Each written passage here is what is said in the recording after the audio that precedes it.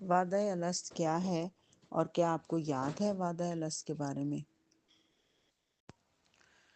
کل ہم نے سوال کیا تھا کہ وعدہ الست کے بارے میں آپ کیا جانتی ہیں اور کیا آپ کو یاد ہے۔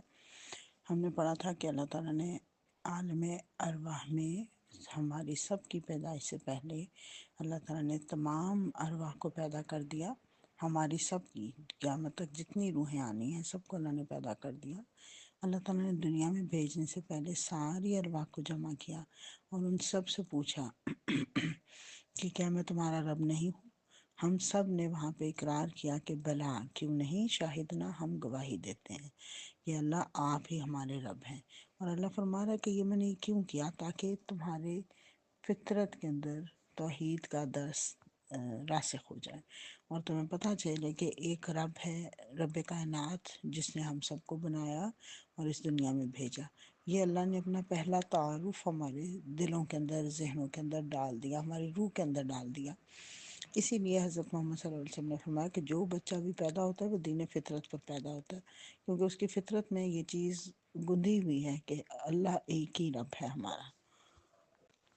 پھر یہ اس کے ماں باپ اور اس کے ماحول اس کو عیسائی یا یہودی بنا دیتا ہے یا مشرک بنا دیتا ہے۔ اصل میں بچہ جب پیدا ہوتا ہے دین فطرت پر پیدا ہوتا ہے، کیونکہ وہ تو پیدا ہونے سے پہلے ہی مسلمان ہے۔ ہر روح جو پیدا ہوتی ہے وہ مسلمان پیدا ہوتی ہے۔ تو یہ وعدہ الست ہے، لیکن ہمیں یہ یاد نہیں ہے اس میں کوئی شک نہیں، لیکن اللہ نے کہا ہے تو برحق ہے اور ایسا ہی ہے۔ اللہ کہہ رہا ہے یہ میں نے اس لیے کیا تاکہ تمہارے اوپر حجت تمام ہو جائے، قیامت کے دن تم یہ نہ کہہ سکو کہ اللہ تعالیٰ مجھے تو کسی نے آپ کا تعارف ہی نہیں کرایا تھا۔ لیکن جو میں بات کر رہی ہوں کہ یہ ہمیں یاد نہیں ہے،